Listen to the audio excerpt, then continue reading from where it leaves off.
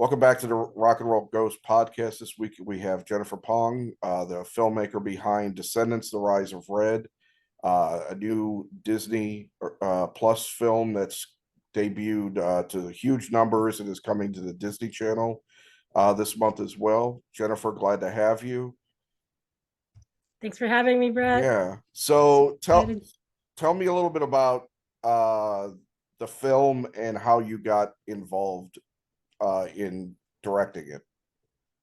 Sure. Yeah, it's actually a funny story for me because I was um I've been directing, film and television for about, I don't know, 10, 15 years. Mhm. Hard to know the numbers at this moment. But I had I had been working actually for an HBO Max project, now called Max, The Flight Attendant, when Mhm. I received this word that, from an old contact, actually, someone I'd met at a film festival who was a jury member who loved my independent film, Half-Life, like 20 years ago.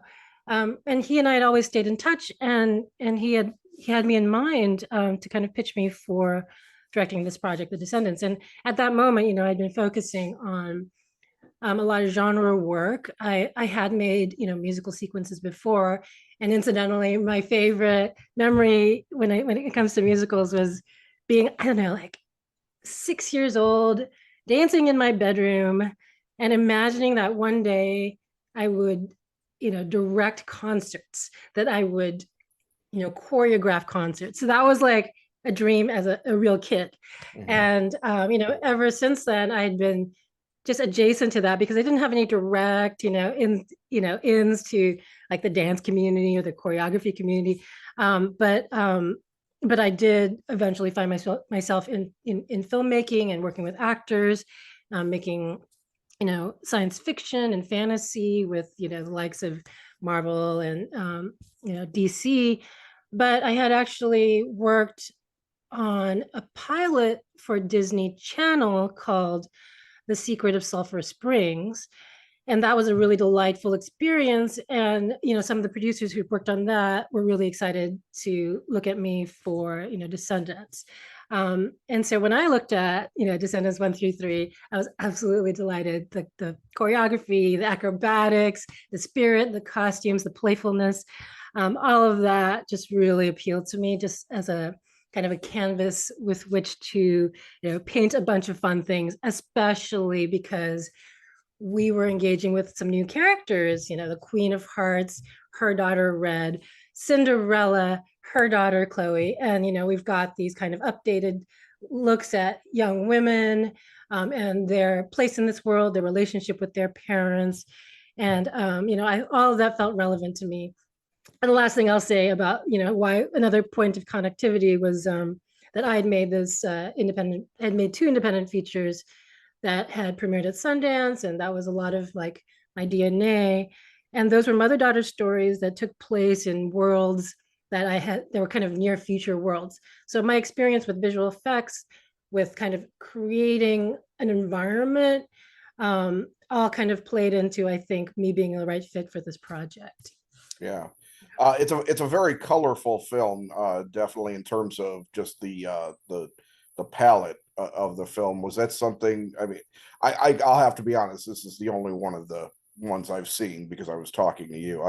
It's not. I'll admit it's not like exactly in my wheelhouse. As a 53-year-old man, but you know, but it is You'd very be cool. surprised. You'd be surprised. I just, side note, I just saw like someone who wasn't 40 who was dancing, doing Red's dance Yeah. perfectly on TikTok. And I was just blown away. I'm like, you're right. Anybody can do this dance and do it Oh, really well. sure, But yes, sure. sorry to Yeah, interrupt you. no, that's Yeah. okay. No, that's perfectly fine. No, I did appreciate the look of the film, the how it was, definitely put together and everything. And I mean, I'm guessing this is a standard of the color scheme, the big bright boldness of it. Is that correct? There are, in the first three Descendants movies, there was a lot of bright colors. The costumes were really poppy. It was just about fun and, really appealing to young people. And just, everything had kind of a, if I remember correctly, I think it was like Dirty Candy was the take on the costumes. That was just one of, Mhm. that was what the aesthetic that they were kind of leaning into for the VKs, the villain kids. Now, there was an opportunity though for me with the Queen of Hearts and Wonderland. As scripted, it was pretty much leaning into this idea that Wonderland was bleak because the Queen of Hearts, her heart actually was quite bleak. She was, a vengeful queen, a kind of who ruled with fear. So that was kind of the original kind of quickly scripted concept, which I thought was really, really cool. But this is going to sound completely out of left field, but maybe you get it. But like weirdly, one of the most inspiring set of films to me as a filmmaker when I was in high school was actually the Red, Blue, and White trilogy Okay. from Kieslowski, who's a Polish filmmaker. Hmm. And in Red, Blue, and White, there was Red Rouge. Rouge was one of the movies, and Irene Jacob or Irene Jacob, I can't remember how you pronounce her name in French, but she plays this model. But everywhere she goes, as she's kind of, living her life, there are these pops of red everywhere. And it made me think, oh, that's an opportunity just to kind of really, really, really lean into red. I mean, it sounds really obvious because the name of the character, main character Yeah. is red, but why not just blow it out of the water? We look at Moulin Rouge. I think of another, a Chinese filmmaker named Zhang Yimou. He made this movie called Hero. He made this movie called Raise the Red Lantern. I was pulling from all these Oh, like kind yeah. of classic movies that had a lot of red in it, and looked at, what were the color palettes available. For example, in Raise the Red Lantern, in a night scene, the the moonlight kind of came off as a little bit purple on, off the snow. So these were like the images I was sharing with Declan Quinn, our cinematographer, who was doing a lot of the lighting and working with the camera as well. And we just had so much fun. I mean, just the fact that, because Declan and I both come from actually, a little bit the indie film space where we Mhm. talk about cinema all day long. So we had a lovely connection when it came to like, our references. We'd be pulling from both kind of the more popular references and the more obscure references to kind of find our own take. So that's where all the like the intense castle, like why was it all red? Well, I just said we looked at pictures when I was working with Mark Hoffling. We looked at pictures of all the red castles we could find in the world on the internet, and I just found the ones that were the most appealing, the most fantastical, that were almost completely red and just really made a statement. That's cool. All right. All right.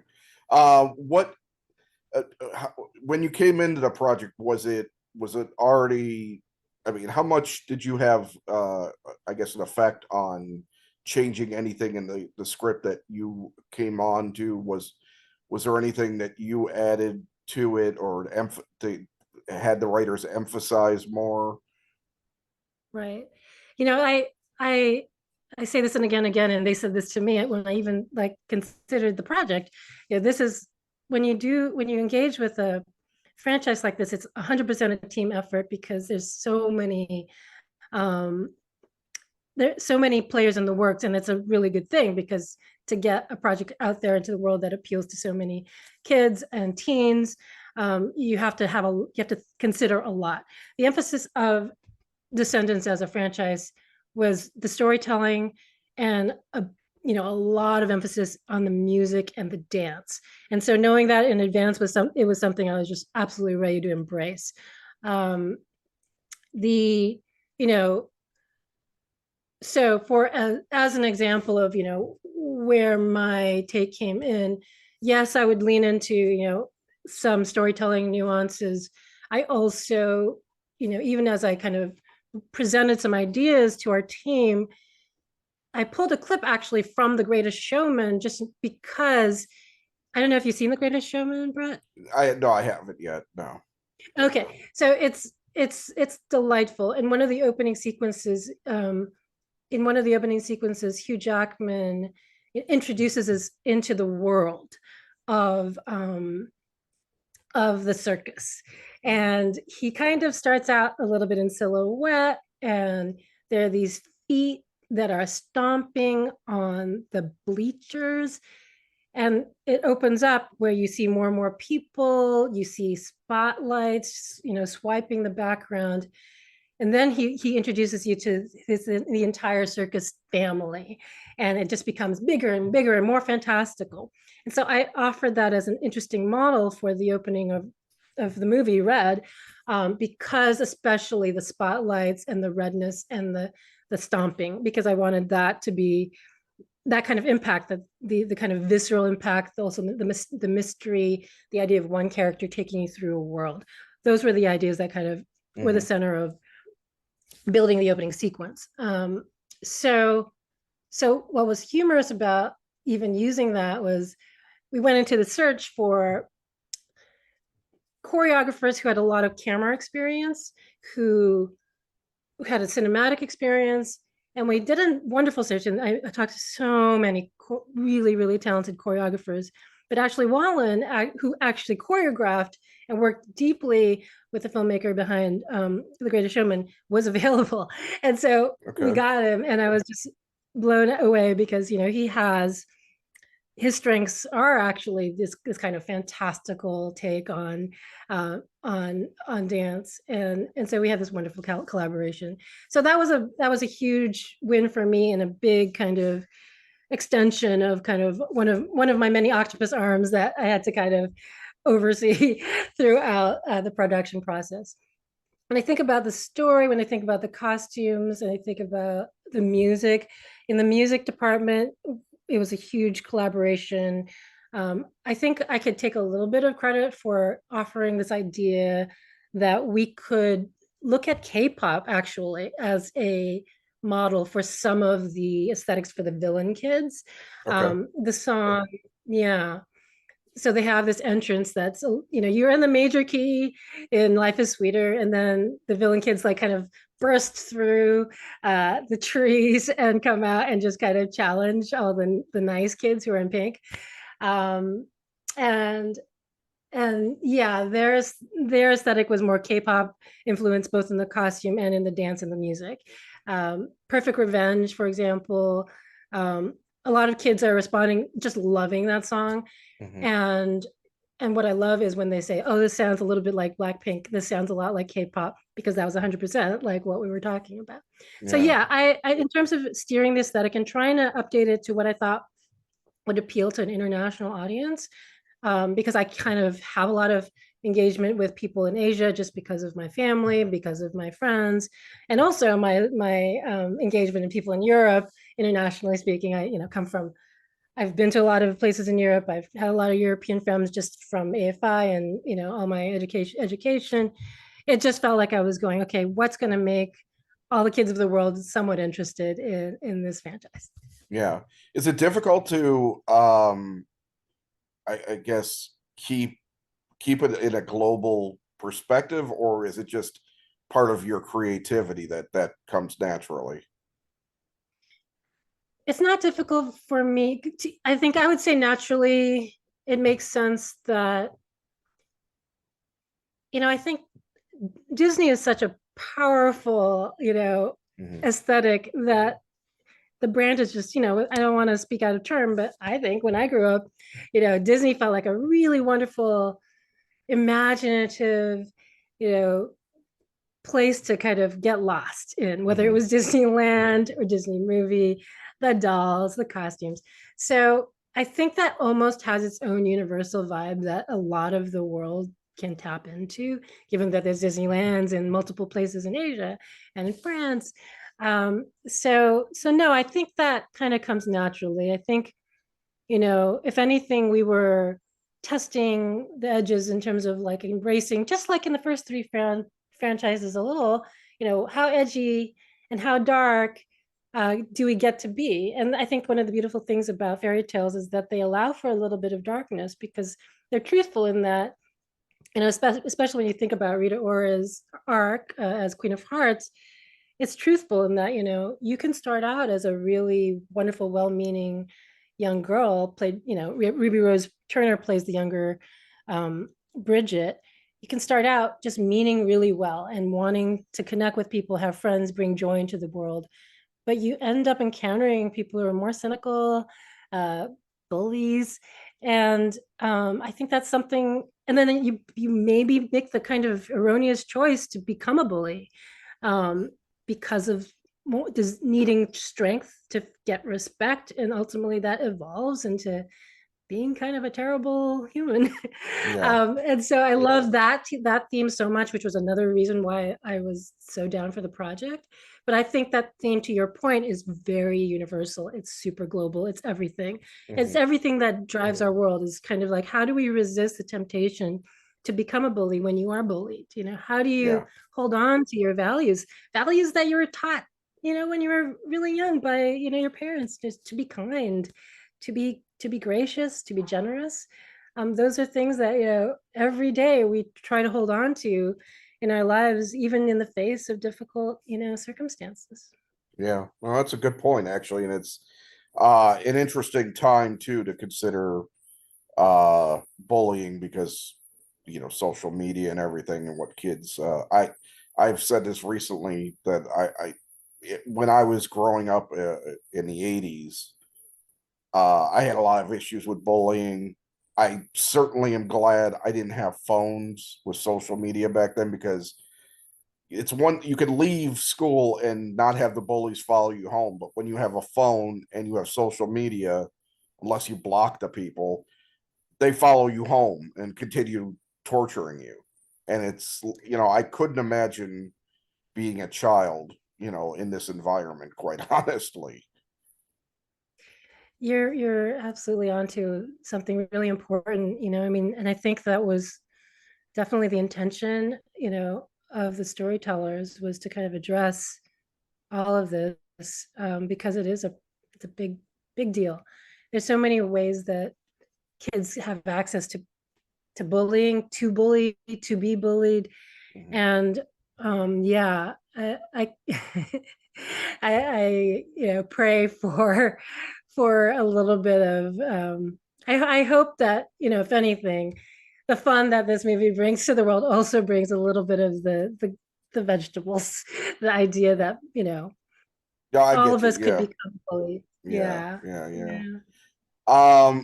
The film debuted like gangbusters, and I mean, it's still doing very well. Were you surprised at how big the audience was right out of the gate? I guess I was surprised. I mean, I didn't expect those headlines. I knew that, the studio was very, very invested in the movie from the beginning. I knew that. I knew we were struggling just with little things, like, I mean, struggling is an unfair word. I knew that there was a lot of, everyone wanted everything to be just right. And Mhm. so, bless all the collaborators that went into making everything as close as possible to optimized. So one would hope that, that would all pay off. And it did. Just, it blew us all away. I mean, I was blown away. Mhm. And, I'd be getting all these random texts about all the kind of exciting, the numbers of the billions of minutes, in the first week, the just us being, kind of the most streamed trailer, and then I think the most streamed, original movie, the most streamed movie that week, and kind of topping the charts. And it delighted me on so many levels. I think I've had my work seen, whether it was in film or television, and I've always been super interested if what I was trying to do, the scenes that I kind of really focused on, kind of resonated, emotional scenes that I really protected. And in this particular case, it was happening again, and on a massive scale. People were putting a microscope on these little delightful Easter eggs that we kind of protected. And then, really moving scene between China McClain and Melanie Paxson, fairy godmother, and Ilma and fairy godmother, making a reference to one of the original Descendants who had passed away, the original Descendants actor Cameron Boyce. And that scene I protected like a like a mama bear.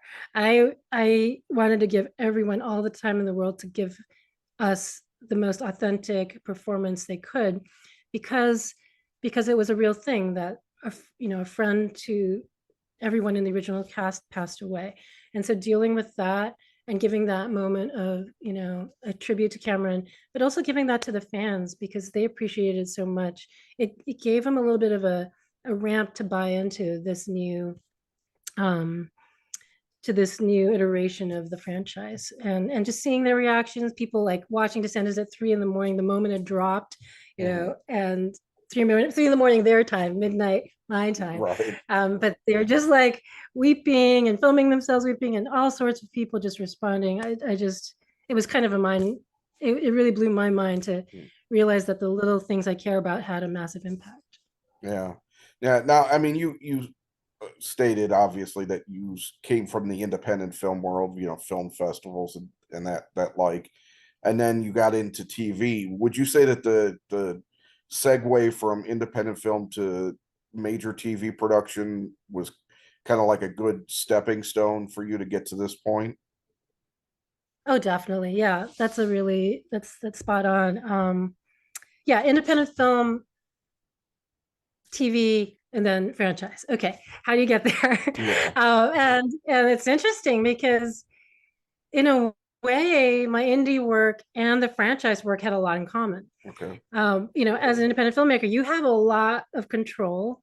Everyone looks to you for everything, and it's all on you. In the franchise, it's more of a team effort, but everyone does look to you for everything, and you kind of have to sign off on everything. Hmm.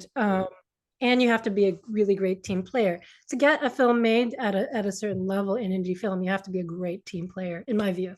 That's how I did it. As much as it's a professional endeavor, there's also a slight, like a family level quality when you're working independent film, because it's not as if you are an authoritarian. You People are joining, like for example, my film Advantageous. People were joining up because they believed in my movie. My movie was about an Asian American woman in the near future who had she was a single mom. She had a daughter. The daughter, you can see this on Netflix if you're interested. So, like kind of like a Black Mirror, if you will. And it offered like a really complex portrayal of an Asian American woman, and also looked at issues of womanhood and expectations about women's aesthetics. Asian American woman who was older put herself into a younger body that was less, specifically East Asian and more general in her universal look, in order to keep her job as the spokesperson for this biotech firm that was creating this technology that puts you into new bodies in order to keep your job, in order to accelerate, to give you more of an opportunity in a dystopian future. So that's my like very fast pitch on Advantageous. But what all this is to say, the people who joined up on Advantageous joined up actually out of respect for the story, love for the purpose of the story, and the fact that there was representation. There's a gap in representation Yeah. for Asian Americans, and the story had great legs. So, I mean, by the terrible use of words, but what I mean is the story, had a lot of potential to speak to something that was of great relevance to women and moms. Yeah. So, and also our world. So, all that said, like people joined for the cause, and so I treated them like family, because I truly did love them, but also they were giving so much of themselves to make this story that was only made for under 500,000 look like 1.5 million, which may not be a lot to some people, but to independent filmmakers, it is actually No. pretty significant. Yeah, that's a So big deal.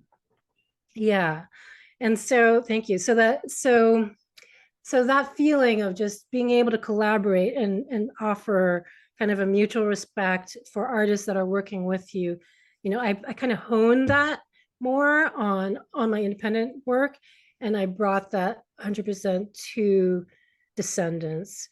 Now in the intermediate, I had gone through this wonderful training camp, which I still go back to again and again because I love it so much, of being a television, episodic director. Hmm. And what that involves is, of course, yes, 100% collaboration, but it also, is like being at the gym because you're going at such a fast pace Yeah. because often in the beginning especially directors who are entering or kind of being hazed a little bit, they are given a lot of work to do in less time. And that's just how it is. And I love it because it just is like this race that you're on to kind of attain quality, protect actors' scenes while also getting, pretty decent shots. And everyone's challenging you all the time.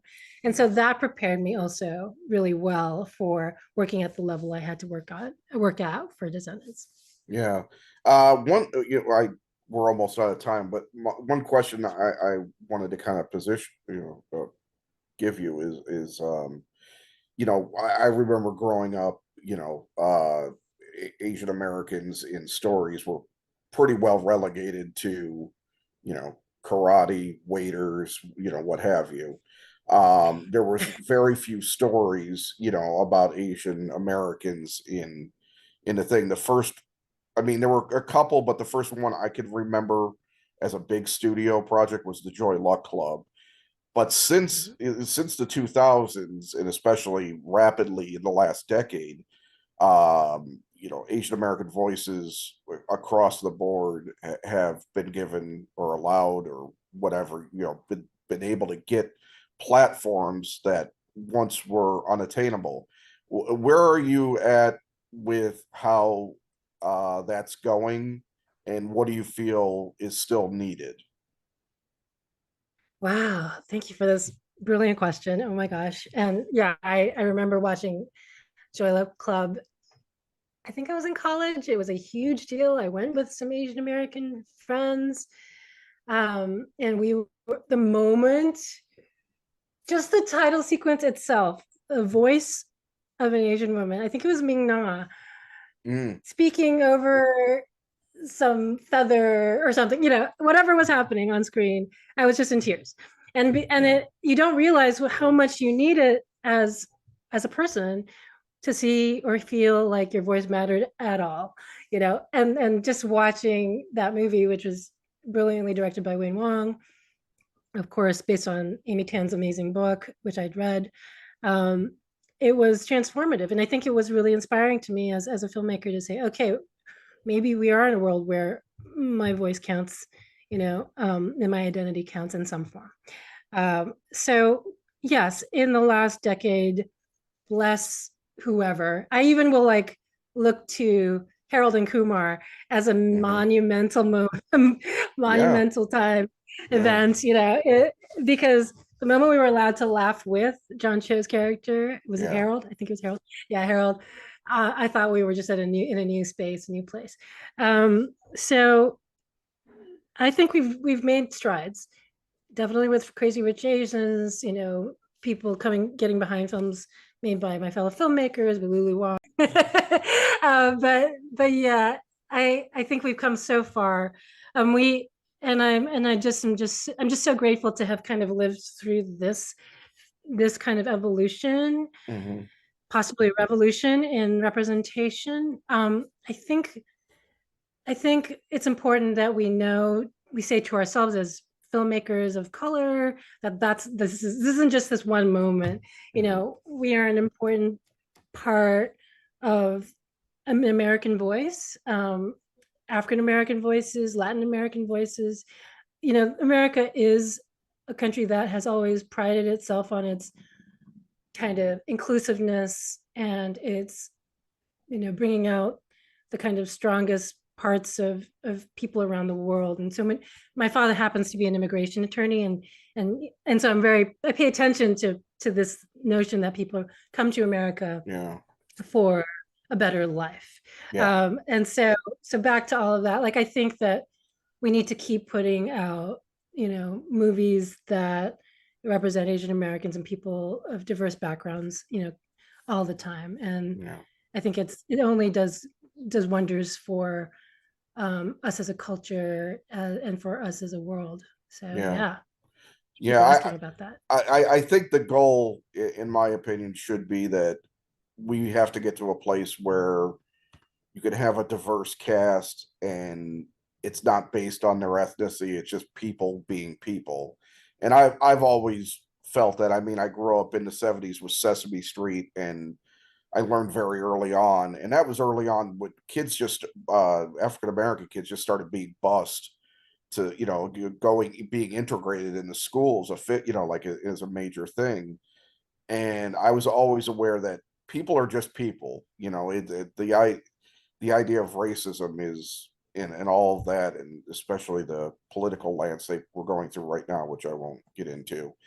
It's all very important to realize that people are just people, and we need to just get to a place where we forget color, race, all that stuff, and just accept people as people. I remember now the movie that I wanted to shout out was Lulu Wang's The Farewell.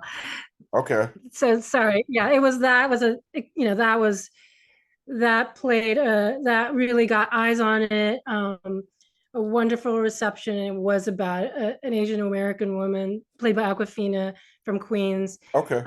who had to travel back to China to kind of, in a way, say farewell Oh to yeah. her grandmother. But then she realized that nobody in the family had even told the grandmother that she was about to pass away. It's just a uh, really moving movie, yeah, no, I but remember that that. had a huge Yeah. splash. Yeah, Yeah. I remember that one. Um, Yeah. and that was another wonderful step forward for representation. But I want to shout out a couple of things, just one last thing to your point about this idea of, the old term for it was colorblind casting. Yeah. We anybody can play any role, and it's Yeah. an extremely controversial and complicated subject for filmmakers, for storytellers, for people even in theater. In theater, there's a lot more space because the medium accepts that people are going to step into that role no matter what their skin color is. It just happens to be that way. Maybe because New York City, is the center of Broadway, and there's a lot of diversity there as well, and so Yeah. much talent. Um, but let's look at Brandy and Paolo Montalban, who played Cinderella and Prince Charming in the 90s, Cinderella with Whitney Houston playing the fairy godmother, and that making such a splash for people Yeah. of color throughout the United States, so that Brandy was their Cinderella, my Hmm. Cinderella, and me and my crew, and like I have to shout out Seneca Billingsley, who's my AD. We talk about that being a really important moment that laid the groundwork for the Little Mermaid, Yeah. of the last few years, where again, to your point, anybody can play any character. They're just right for the role, and we're not tracing their DNA Right. as a mermaid or like as a princess. It's more about the Yeah. spirit. The whole Little Mermaid thing was extremely distasteful to me, even though it was. I mean, my whole thinking, and apologies to Disney, I was, the live action films I tend to not really understand, but hey, it's marketing. Disney's a corporation. They want to bring new takes on classic stories. Fine. But who they casted it, I mean, it doesn't matter. Right. It just doesn't matter, and I don't know why people spend so much when there's so many other things to to put your efforts into. Why spend your time hating somebody just because they're changing the perspective of a character that was animated, that isn't a real character, that is a half fish to begin with. So what difference does it make who it is? I mean, they could cast a guy in it for, at some point if they wanted to, and it's still a half fish.